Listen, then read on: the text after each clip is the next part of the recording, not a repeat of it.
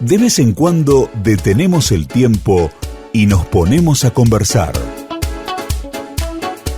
Aquí estamos en Radio File, en www.radiofile.com.ar, desde Buenos Aires al mundo.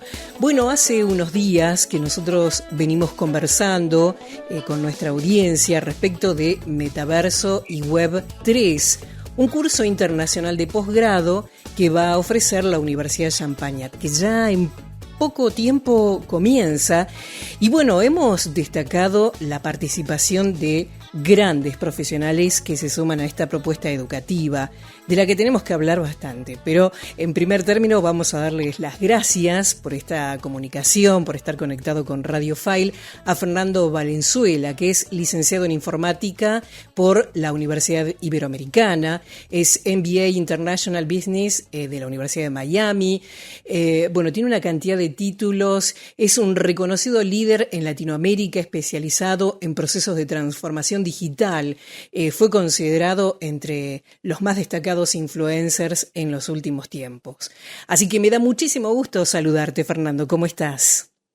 No, feliz de estar aquí y muy contento de esta reflexión. Bueno, sí, la verdad es que tenemos bastante que seguir hablando de educación y en particular toma un poquito de allí, de tu propia página, lo ponés, lo publicás y decís que la educación es un complejo sistema multidimensional, interconectado con muchas justamente partes interesadas y en permanente evolución.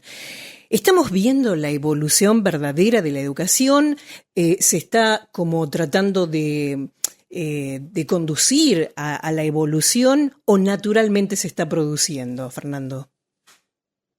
Mira, yo creo que como todo, para poder lograr una transformación se necesita un pensamiento ágil, ¿vale? Y en lo que ocurrió es que la pandemia, que afectó al 100% del sistema educativo en el 100% del mundo, lo que hizo fue que nos obligó a perder el control. Uh-huh. Y entonces, la única manera de ganar agilidad es perdiendo el control. Y eso generó un aceleramiento en la integración de tecnologías, en la flexibilización de algunas prácticas, pero digamos que todo ese avance hoy siento con un poco de desconfianza que lo que está generando es un regreso al control.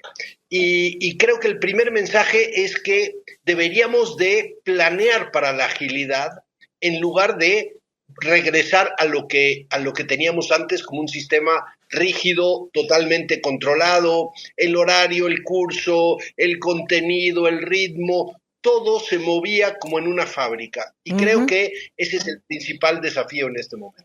Qué interesante diagnóstico que haces y de alguna manera también me quedo pensando en este disparador que te propuse, que es esto de permanente evolución e insisto, esto se da de manera natural, se da de manera provocada. Acá hubo una pandemia, como bien destacaste, que motorizó algo, pero que en nuestro movimiento social, sociológicamente hablando, ¿no? Es como que vamos y venimos. Esta rigidez y este control que tenemos en el modelo educativo está puesto con un llamado de atención. ¿Es por ahí o ya no es más por ahí?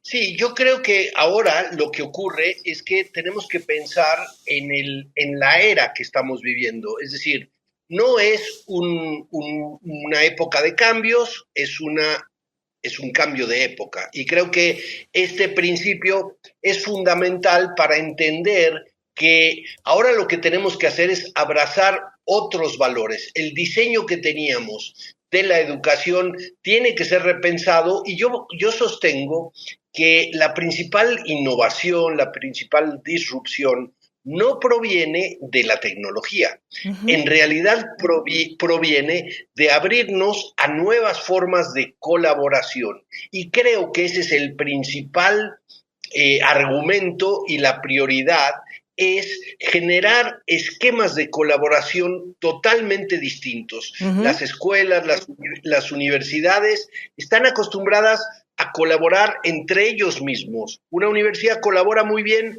probablemente con otra universidad y probablemente si se parecen, Pero creo que el desafío acá es generar la disrupción en colaborar con lo diferente, en colaborar con lo complementario, en colaborar con muchas veces con personas en las que no confiamos o personas que piensan distinto. Y Y esto ahí trae, es donde se va a generar. claro, y esto trae nuevos roles de participación entonces. Efectivamente, entonces modifica el rol, primero el rol de un docente, de un profesor, que era el que tenía las respuestas correctas, las respuestas a todo, el ritmo del movimiento, el que difunde el conocimiento y de pronto obliga a un aprendizaje activo, a un aprendizaje donde se surge de una pregunta que no tiene respuesta y que tiene una serie de aproximaciones que muchas veces son multidisciplinarias. Esta idea de vamos a aprender la matemática, después la física, después la química, versus la idea de usemos la matemática, la física, la química, el marketing y la filosofía para ver si nos podemos acercar a una respuesta que nos sigue preocupando en la comunidad o en el planeta. Interesantísimo. Vamos a estar hablando de este curso internacional de posgrado, ¿sí? Que justamente se promociona como una propuesta para innovar desde el mundo, desde el punto de vista del mundo de la educación. Pero vos traes unos conceptos sumamente interesantes que se conjugan entre sí y que me gustaría que nos lo expliques de manera breve para poder, en todo caso, volcarlo a esta propuesta nueva educativa de posgrado, que son los pilares que venís estudiando desde hace mucho tiempo, la función, los modos de la pedagogía, la tecnología de la que ya hicimos una presentación y de cómo se nos impuso en la vida de todos, y también agregás un elemento más que es el negocio, ¿sí? Dentro del concepto educativo. ¿Nos podés explicar estos pilares? Claro, sí, yo hace un poco más de 10 años atrás, finales del 2009, 2010, me di cuenta de que venía esta siguiente revolución que era una de las industrias menos tocadas por la digitalización, que era efectivamente la educación. Y ahí me di cuenta que la gente que entiende de pedagogía le costaba mucho trabajo relacionarse con la tecnología. Después vienen los tecnólogos que piensan que con una funcionalidad tecnológica se puede entrar a la pedagogía como se entra a las finanzas o a la manufactura o a los servicios, como olvidando que aquí de lo que estamos hablando, como dijiste muy bien al principio, es de un sistema complejo, con muchísimas partes legítimamente interesadas, y entonces este puente entre la pedagogía y la tecnología estaba rota, obliga a ambas mentes, a ambos perfiles, a profundizar, porque quien entiende pedagogía tiene que ver que la pedagogía basada en tecnología lo potencia, lo aumenta, lo extiende, no simplemente reemplaza las cosas que hacíamos, vamos a decir en este momento, presenciales. Y entonces, después de esos dos componentes, resulta que hay decisiones que tienen que ver con los recursos. Vamos a quitar el término negocio, porque en educación eso también muchas veces genera un rechazo. No estamos hablando de la educación como negocio.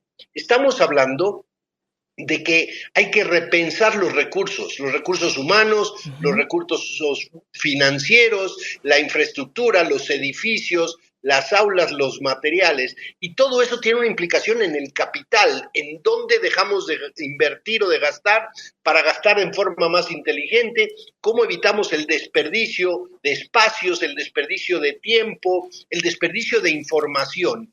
Y finalmente, entonces, si entendemos la pedagogía, la tecnología que aumenta y extiende, el capital y los recursos que evitan desperdicio y se alinean, entonces entramos en lo que es relevante, que es el impacto de la educación. Cerrar brechas, desarrollar las habilidades que son necesarias, no dejar a nadie por fuera, equilibrar temas que tienen que ver con el balance de género, con la discapacidad, con la inclusión. O sea, trabajar de manera efectiva sobre estas brechas que a veces las enunciamos, pero sobre las que en verdad no trabajamos, no las integramos, no son parte, ¿verdad? Sí, creo que cuesta mucho trabajo mantener esa mirada de estas 3 o 4 grandes áreas en forma integral, porque muchas veces se contraponen. Entonces, si tú quieres hacer una decisión centrada en la pedagogía, muchas veces la tecnología te genera ruido, te estorba, te incomoda o simplemente la usas parcialmente. Y lo mismo pasa con el capital y lo mismo pasa con el cierre de brechas y el impacto. Entonces, es un juego de equilibrio complejo que tiene permanentemente que estar reajustado. Y yo resalto aquí el gran beneficio de la tecnología, que es la información. Es decir, que tenemos la capacidad de modificar, ajustar en función de lo que los datos nos están diciendo, no en función de que se cerró un ciclo y tuvimos un examen o estamos en la transición de un año a otro. Aquí podríamos usar la información y cambiar en minutos, en horas, en días. Y eso en la educación no se hace. Lo que menos se hace es ajustar y cambiar en el corto plazo porque estábamos acostumbrados a tener todo en ciclos, ¿no? El ciclo anual, el semestre, el examen, el mes, y eso puede hacerse por minuto ahora. Todo nos viene hablando desde hace tiempo de una suerte de estructura, de rigidez, el profesor delante de la clase, ¿no? Y con alumnos escuchando, es una exposición muy catedrática, tal vez elevada, de grandes conocimientos de ese docente, pero digamos con poca intervención, con poca interacción con los alumnos. Todo esto viene siendo como revisado en los últimos tiempos. Hay terminologías que las incorporamos y que traen otros modos. Lo sincrónico de la tecnología, el encuentro con alguien a través de las redes, a través de cualquiera de las formas de comunicación, pero también lo asincrónico que delega la responsabilidad, en todo caso, en el alumno, ¿no? O en la alumna. De manera que hay un juego de roles absolutamente diferente. Sí, yo concuerdo exactamente con lo que acabas de decir y te agregaría un par de elementos. El primero es este concepto de lo digital, que es decir, es esta combinación entre lo físico y lo digital. Ya no estamos en un momento donde un estudiante va a decir, mira, ahora voy a aprender online y después voy a aprender presencial y después voy a aprender híbrido. La tecnología nos va a acompañar todo el tiempo, a veces de forma más activa, a veces de forma más pasiva, pero no hay una frontera entre lo online, lo presencial y lo híbrido. Yo desterraría ya este tipo de pensamiento. Y volviendo un poco a lo que mencionabas, yo hago una prueba muy sencilla con los docentes de hoy. Si nosotros seguimos pensando que hay que enseñar a los estudiantes cómo hacer las cosas, ese es un aprendizaje que viene más de la era de la agricultura, ¿no? El cómo plantar, el cómo cosechar, el cómo hacer. Muchas veces seguimos tratando de enseñarle a nuestros estudiantes cómo. En la era industrial, lo que empezó a cobrar más relevancia era enseñar el qué fórmula, qué procedimiento, qué materiales, qué combinaciones. Y hoy lo más importante es saber quién y saber por qué. Y entonces, mientras nuestras clases sigan siendo enseñarte cómo o enseñarte qué, estamos en eras pasadas. Cuando te enseñamos quién, te enseñamos por qué, y un cómo mucho más digital, un cómo que está mucho más centrado en tecnología, entonces nos daremos cuenta de que estamos evolucionando. Interesantísimo. ¿Y cuál es la importancia, en todo caso, de introducir este metaverso y Web3 en la educación? Mira, yo creo que muchos conceptos del metaverso, que es un término que viene desde los 90, ¿no? De una novela de un mundo virtual. El metaverso, en realidad, lo que tiene es que se ha convertido en un concepto integrador de muchas tecnologías, vamos a llamarle de metatecnologías. Entonces, es una combinación de la tecnología de blockchain y de los non-fungible tokens, los NFTs, que permiten empezar a transferir datos con total certeza de la ruta que están siguiendo. Este nuevo concepto del Web3, ¿no? Que es este web semántico que se puede entender entre otras máquinas y que además está basado en blockchain y que entonces cada una de las páginas web en realidad ya tiene un sello blockchain. La realidad aumentada, la realidad extendida, este término de XR, que es una mezcla de hardware con software, con experiencias inmersivas, y finalmente la inteligencia artificial, los datos, donde estamos aprendiendo permanentemente. Entonces, todas estas tecnologías que son transformadoras en lo individual, cuando las colocamos en este metamundo, creamos este concepto que es mucho más potente del metaverso y que es totalmente más transformador, y es un espacio que recién estamos empezando a dimensionar. Eso va a generar muchísimas preguntas, muchísimas posibilidades y muchísima transformación. ¿Y resistencia? Bueno, mira, yo creo que la resistencia, como en todo, yo estoy sorprendido ahora que veo la resistencia que está generando el ChatGPT y todas estas discusiones de si hay que prohibirlo o no hay que prohibirlo y cómo hacemos, y entonces lo que tiene que hacer es una transformación. No podemos hacer exámenes escritos como los hacíamos antes, y estamos otra vez en la era de la calculadora, de Wikimedia, de todas estas transformaciones. Entonces, digamos que yo creo que la resistencia va a existir y es el mismo concepto. No nos va a reemplazar el metaverso como docentes o como directivos de instituciones educativas. Nos va a reemplazar la gente que sabe usar el metaverso pedagógicamente adecuada para hacer estas transformaciones. Y es ahí donde se materializa este principio que yo decía de que esto es un cambio sistémico, que en realidad las posibilidades son enormes si usamos la tecnología en función de la pedagogía con un buen uso del capital para cerrar brechas. En realidad estamos acelerando muchísimo la capacidad de una calidad educativa que no habíamos tenido antes, la posibilidad de hacer clases inmersivas con una conversación con seres del pasado en contextos que se sienten y se entienden de forma distinta y que dejan de ser la historieta contada por un libro de texto. Tal cual. Bueno, ¿y qué se llevan las personas que cursen justamente este curso internacional de posgrado? Que está dirigido, digamos, para docentes, obviamente, para todas las personas afectadas a la educación, investigadores, para quienes tienen una consultora, una startup educativa, por ejemplo, comunicadores, diseñadores, desarrolladores, para un montón de gente. ¿Qué es lo que se van a llevar habiendo cursado esta propuesta internacional de posgrado? Bueno, en realidad me parece que lo primero que hay que decir es que esta es una propuesta innovadora, disruptiva, y esta es la primera vez que se atiende desde la educación el tema del metaverso. Así que lo que va a venir son muchísimas reflexiones y muchísimas preguntas. Y yo creo que vamos a salir con entendiendo el metaverso con las oportunidades que van a generar tremendo valor, pero también los desafíos y los riesgos.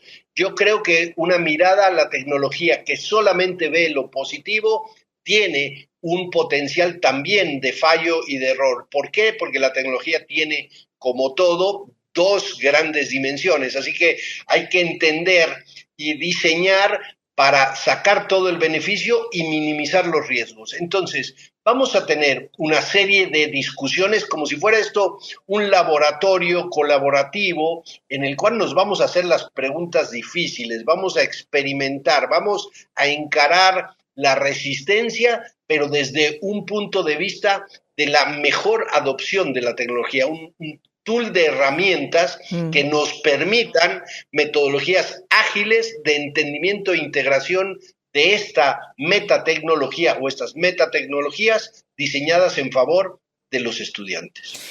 Muy interesante, y también retomando un poco lo que propusiste en el inicio, ¿no? Esta postura colaborativa, porque está dirigido a profesionales que seguramente cada uno de ellos trae su propia trayectoria y que hará su aporte, ¿no? En esta discusión, en esta búsqueda, esta reflexión dirigida por profesionales especializados. Pero digo, la participación de la multivisión de las cosas siempre nos enriquece. Sí, yo recientemente en un reporte que hice para la UNESCO le proponía dejar de llamarnos, por ejemplo, universidades y llamarnos multiversidades, ¿no? Oh, qué interesante. Entonces tenemos tenemos múltiples segmentos, múltiples etapas de la vida, una conversación multigeneracional para obtener múltiples certificados, y este principio que hicimos, que fue inspirados, por ejemplo, en el metro de Londres, para decir, uno entra a la educación en el punto que le queda más cerca y de ahí recorre algunos pasos, y esos pasos te pueden generar alguna capacidad, algún certificado, alguna habilidad, y ahí tú decides si sigues por la línea roja, cambias a la verde, obtienes más certificados, regresas en un mes, en una semana o en un año, pero nunca terminas de aprender. Tienes suficiente estructura y suficiente flexibilidad. Y un concepto adicional que quiero mencionar, que me parece fundamental, es esta habilidad del diseño de futuros, pensando simplemente en que no hay un solo futuro, sino son plurales y son muchos. Y para diseñar futuros, entonces necesitamos 3 habilidades. Primero, capturar las señales del futuro. El metaverso es claramente una de estas múltiples señales del futuro. A partir de estas señales, construir escenas y escenarios del futuro y después ver si esta escena o este escenario se presenta, es viable o componentes del escenario existen, entonces, ¿qué herramientas y qué decisiones tomamos? Y esto va a permitir que el diseño del futuro nos permita estar preparados para lo que viene. Excelente, un placer escucharte, Fernando Valenzuela, licenciado en informática, MBA International, además influencer, conferencista, realmente es un placer escucharte y escuchar sobre todo el análisis que haces, conjugando tantas variables que nos traen claridad, que nos traen una nueva visión, un nuevo paradigma frente a cuestiones educativas. Así que muy agradecidos desde Radio File de tenerte en esta comunicación. Encantado, Cris, ha sido un honor y espero que siga la conversación con nuestra audiencia. Seguramente, así lo haremos. Bueno, y en cuanto a la propuesta educativa de Metaverso y Web3, este curso internacional de posgrado que realiza y que va a realizar de manera exclusiva la Universidad de Champagnat, aquí también le vamos a estar colgando los datos como para que tengan más y más información. En marzo ya comienza. Un placer nuevamente y muchísimas gracias por tu participación en esta comunicación en Radio File. Hasta luego, muchísimas gracias. Hasta pronto, gracias. Radio File, aire online.